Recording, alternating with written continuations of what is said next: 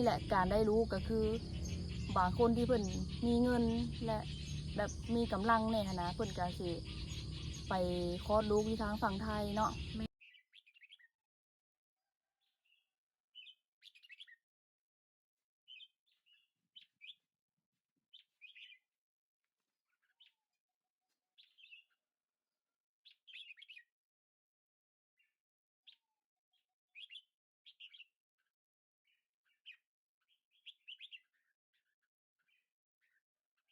มือนี้มารีวิวนา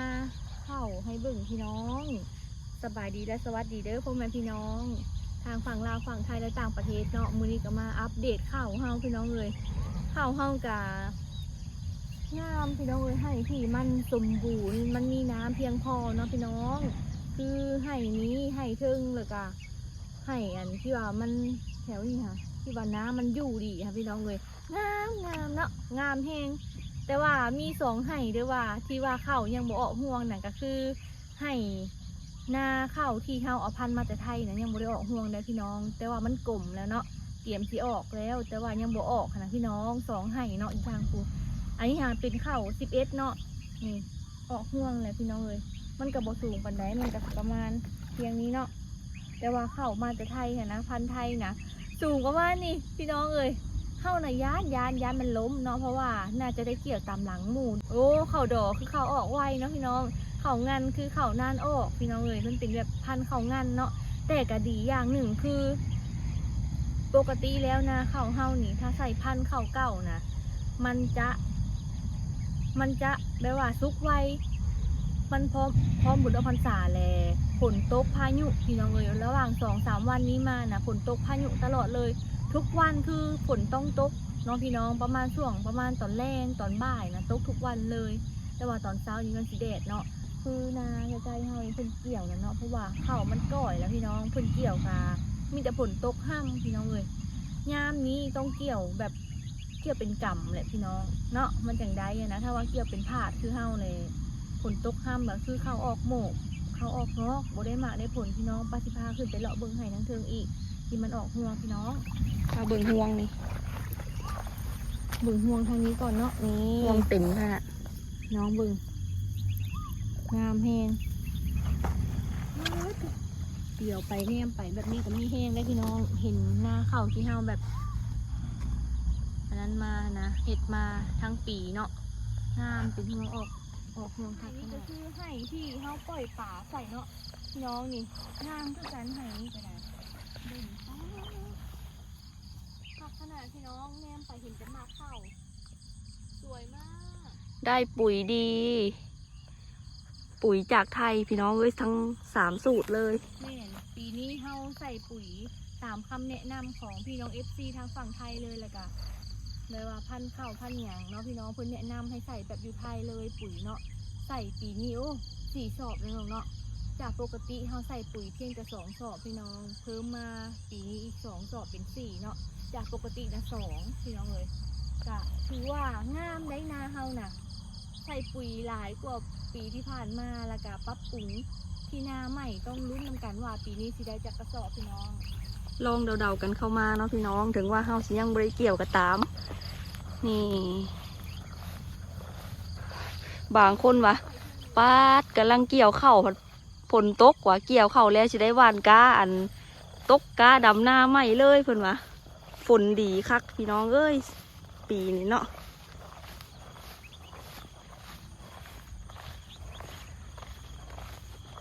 นี่มาดูนาข้างบนที่เฮาแซมจนค่ำพี่น้อง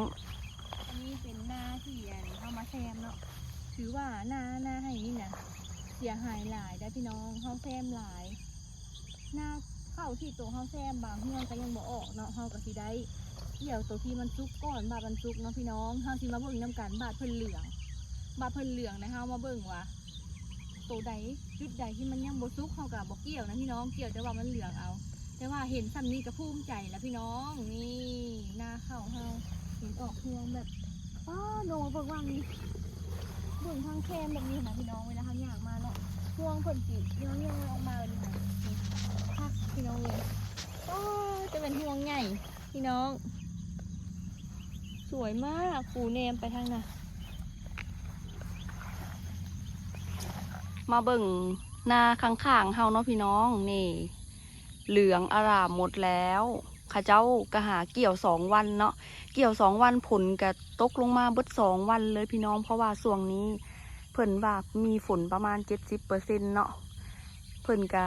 เกี่ยวแล้วเพิ่นกะสิได้ตากไว้ซะก่อนแล้วจะได้ปั่นเลยพี่น้องเลยนี่มีมีเข่าที่ยังบริสุกเลยกะ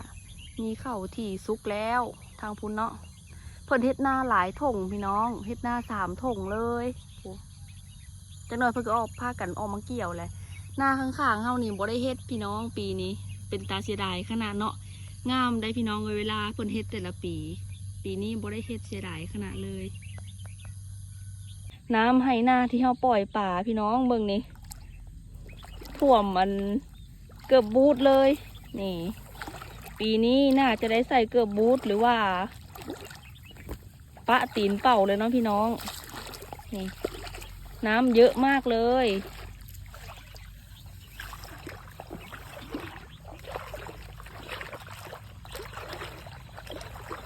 สวยมากกำลังโผดห่วงเลย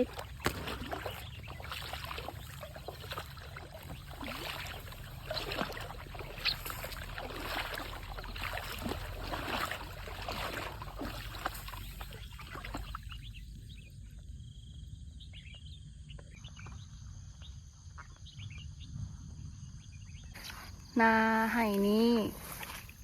งามพี่น้องนี้เบิ่งนี้เป็นป่าเลยพี่น้องยานจะเตนเป็นมาเฮ็ดหั่งเนาะป่าโทนี่สวยอะเข้า11พี่น้อง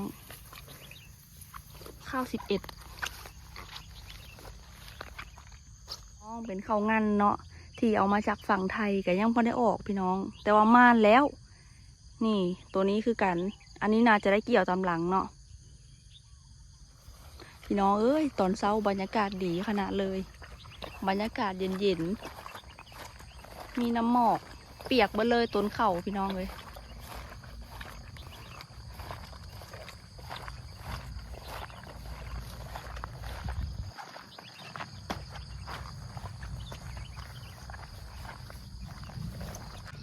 เป็นอะไรตื่นเช้ามานี่คือคึกคืนแท้น้องเบิ่งป๊าดตุ๊พี่น้องเอ้ยคึกคืนลื่นเริงผู้ป๊าดเขาขังไว้เมื่อกี้นี้ไปแล้วขังเพิ่นไว้แล้วก็ปล่อยเพิ่นแบบว่าอย่างตื่นเต้นขนาดเลยถูกเป้าอาจารย์โอ้ยตัวเกียวอีหยังเห็นข่าวอันนี้เนาะพี่น้องก็คือคลอดลูกได้4 วันแล้วเสียชีวิตเนาะพี่น้องนี่เลยสบายดีเนาะคนพี่น้องข้าพเจ้าโจ้ไอ้ลุงโยนพักคำถามตะกอนแต่สมัยนี้วันนี้ก็นะครับแจ้งเหตุเวลา4 โมง 40 นาทีเนาะว่าไปหาผู้เสียชีวิตที่ห้องหมอน่าจะพรไปสารเขตหรือห้องหมอแก้ก่อเขาเนี่ยผู้เสียชีวิตได้ตามคำให้การเบื้องต้นกับเป็นซื้อนางเซนอายุ19 ปีบ้านนาโนเคียงเมืองจำพรไปสารเขตสาเหตุพิษจันสาเหตุก็คือคลอดลูกมาและพิษกรรมพี่น้องอายุยังน้อยอยู่เลยน้องพี่น้องอายุ19 ปีอยู่ที่เมืองจำพรแขวงสวรรณเขตพี่น้องอยู่แขวงเดียวกันกับเฮานี่แหละเฮ็ดให้ผู้หญิงหลายๆคนหวาดผวาหนึ่งในนั้นก็คือมีน้องโตเกียวน้องพี่น้องที่ว่ารู้สึกย้านการได้ลูกหรือว่าคลอดลูกนะพี่น้องเพราะว่าเพื่อนนี่เกิดลูกได้เพียงแต่4 วันหรือว่า4 มื้อเท่านั้นเนาะก็เฮ็ดให้พิษกรรมจนถึงแก่ชีวิตพี่น้องสาเหตุก็คือกินปลาข้อพี่น้องกินปลาข้อที่มีหางสีแดงเนาะแล้วก็ปลาข้อลายแล้วก็หางแดงเนาะพี่น้องเพิ่นเว้านะแม่เพิ่นนะจะบอกตลอดเลยเนาะว่าเวลาที่นางเพิ่นได้ลูกเนาะบ่ให้กินอีหยังที่มันเป็นสีแดงหรือว่าแม่นสีดำเส้นว่าอันสีดำก็คืออันข้าวกล้ำแม่น ข้าวกล้ำเพิ่นก็จัดในหมวดข้าวสีแดงคือกันเนาะเป็นพวกข้าวไรเบอร์รี่ข้าว แม่น ข้าวกล้ำและก็พวกปีเนาะพี่น้องปีก็กินได้แต่ปีน่ะปีกล้วยน้ำถ้าเป็นปีกล้วยอัน ท่านี้กินบ่ได้ แล้วก็กินบ่ได้เนาะคือในหมวดนี้เนาะพี่น้องก็คือ คนที่เป็นผัวหรือว่าเป็นญาติพี่น้องเนาะต้องได้กำกับการอยู่การกินแบบอย่างเข่งครัดเลย แม่ ล่ะ นคือตอนนั้นก็มีคนเสียชีวิตย้อนกินหมากมังกรแดงพี่น้องหมากมังกรนะกินแล้วก็เสียชีวิตพิษกรรมอีกนะคะได้ยินหลายแห่งเนาะค่ะคนพิษกรรมเสียชีวิตนี้น้องตัวเกี่ยวกับย่านนะพี่น้อง และแม่เพิ่นก็บอกตลอดเนาะแม้ว่าถ้าว่าได้รู้ดูกรรมนะพี่น้องห้ามกินตัวใดแน่นะพี่น้องเฮากะแล้วก็กินอย่างใดแน่เนาะก็สิมีข้วยดำหมูลาดดำพี่น้องเพิ่นบ่ให้กินทั่วทีพะนะพี่น้องเอ้ยไก่กับไก่บ้านเนาะไก่บ้านดำพี่น้องเอ้ย อืม แล้วก็กบเด้อพี่น้องกบนาเนาะถ้ากบเลี้ยงก็จะสิพิษอีกพี่น้องเอ้ยต้องกบนากบที่มันเป็นตัวสีดำนะพี่น้อง แบบยาแก้พิษกรรมนี้เพื่อนจะมีขายตามตลาดเนาะซึ่งว่าแมวเพื่อนจะเอามาขายนะพี่น้อง แม่น แต่ละเฮือนต้องมีไว้เวลาที่คนที่เพื่อนได้ลูกนะเพื่อนกินเข้าไปถ้า อังเปา เพื่อนง่ายพี่น้องนี่ จะคุณเสียง ก็คือแต่ละเฮือนเนาะต้องได้มียาที่แก้พิษกรรมก็คือแบบเวลาที่แม่ลูกอ่อนเพื่อนกินอหย่างที่พิษเข้าไปก็จะมีอาการแบบว่าข้างกระไตค้างเนาะและ ห ก็ นาวสั่นฮากอาเจียน แม่นคือ แล้วก็ แล้ว หลัง ก็ จากที่ข่าวที่ออกไปเนาะคนที่เพิ่นเคยได้ลูกมาแล้วเพิ่นก็มาเล่าสู่ฟังเนาะพี่น้องเพิ่นน่ะเคยพิษกรรม แม่น แต่ว่ารอดมาได้ย้อนว่า กินยานางแดง แล้วก็ที่มีว่านประจำบ้านเนาะของแต่ละคนว่าผู้ใดพิษกรรมแล้วก็กินหั่นกินนี่นะพี่น้องบางคนก็เศร้าเนาะบางคนก็รอดเพิ่นว่า คือเอื้อยนั่นดิที่เพิ่นได้ลูกเนาะเพิ่นเป็นคนแบบ คนดัง ปักเซคนดังเนาะเพิ่นก็กินข้าวเจ้าเนาะพี่น้อง กินข้าวเจ้าหรือว่าคนไทยเอิ้นข้าวสวยนั่นแหละข้าวสวยแล้วเอามาต้มนะพี่น้องเฮ็ดข้าวต้มกินเพิ่นน่ะพิษกรรมข้างกระต่ายแข็งเนาะพี่น้องแล้วก็เพิ่นว่าน่ะเกือบตายพี่น้องเอ้ยเกือบตายอะไรได้เพิ่นว่าค่ะ หลายคนที่ออกมาเล่าที่คนที่เคยพิษกรรมนี่ก็เกือบตายหลายคนเนาะพี่น้องเราจะเกี่ยวเข้าไปเบิ่งแล้วก็โอ้ยผู้หญิงเฮาเนาะพี่น้องเอ้ยได้ลูกนี่เกือบตายอีหลีพี่น้องคนเล่าค่ะนะคลอดลูกค่ะนะ นี่แหละการได้รู้ก็คือบางคนที่เพิ่นมีเงินและแบบมีกำลังเนี่ยนะเพิ่นก็สิไปคลอดลูกที่ทางฝั่งไทยเนาะ แม่นสาเหตุที่คนลาวชอบไปคลอดลูกอยู่ไทย ก็เพราะว่ามันปลอดภัยเนาะพี่น้องแบบใดก็คือถ้าคลอดลูกอยู่ไทยนะเพิ่นสิฉีดยาให้ประมาณนี้พี่น้องฉีดยาให้เวลาเฮากินหยังมันก็สิบ่พิษกรรมแล้วก็กินได้หมดทุกอย่างเลยหมอไทยเพิ่นจะบอกแบบนี้เนาะถ้าว่าคลอดลูกอยู่ไทยพี่น้องก็เฮ็ดให้คนลาวที่ว่าเพิ่นพอมีกำลังแน่แล้วก็อยากไปคลอดลูกอยู่ไทยหั่นนะพี่น้อง แม่น แต่ว่าก็แพงอยู่ได้ประมาณ30,000พี่น้องแพงอยู่ได้ และก็ที่ว่าจังไดก็คือไอ้นางเนาะ อืม เพิ่นคลอดลูกอยู่ไทยเพิ่นก็สามารถที่จะบ่อยู่ไฟก็ได้เนาะ แม่นแต่ว่าอยู่ลาวนี่ต้องได้อยู่ไฟได้พี่น้องเอ้ยแต่ว่าคันอยู่ไฟได้ก็ดีพี่น้องเอ้ยคันบ่อยู่ไฟก็แล้วแต่บางคนเนาะแต่ว่าอยู่ไทยส่วนหลายเพิ่นจะบ่อยู่ไฟ แต่ว่าเพิ่นก็สิมาอยู่ไฟน้ำหลังบางเทื่อเห็นนั่นดาราเนาะเพิ่นได้ลูกหั้นนะ แม่น เพิ่นก็สิมาอยู่ไฟน้ำหลังเอาพี่น้องเอ้ยอยู่ไทยคักได้อยู่ไทยมีคนแบบว่าออกเฮ็ดกรรมให้หั้นนะเพิ่นอย่างอยู่ไฟให้แบบมาทำ แม่น นวด เฮาก็ขอแสดงความเสียใจนำเด้อที่ผู้เพิ่นเสียชีวิตไปเนาะพี่น้อง ขอ ก็ ให้ไปสู่สุคติเด้อ อีตนลูกเพิ่นผู้เพิ่นยังกับผัวเพิ่นเนาะก็คือเพิ่นก็อายุกับยังบ่ได้หลายพี่น้องเลย19 ปีเนาะเพิ่นก็ด้วยความที่เพิ่นฮู้เฒ่าบ่ถึงการนั่นแหละที่เพิ่นกินเข้าไปก็เนาะเพิ่นน่าจะบ่มีอันยาที่แก้พิษกรรมเนาะขอให้เพิ่นไปสู่สุคติเด้อจะได้กลับไปเป็นนางฟ้าเทวดาอีกทางบนสวรรค์พุ่นล่ะบ่ให้ห่วงให้ใหญ่เนาะอืม เอาพี่น้องสำหรับคลิปนี้เนาะน้องตัวเกียวก็ขอจบคลิปไว้เพียงเท่านี้พบกันใหม่คลิปหน้าเด้อพี่น้องแล้วก็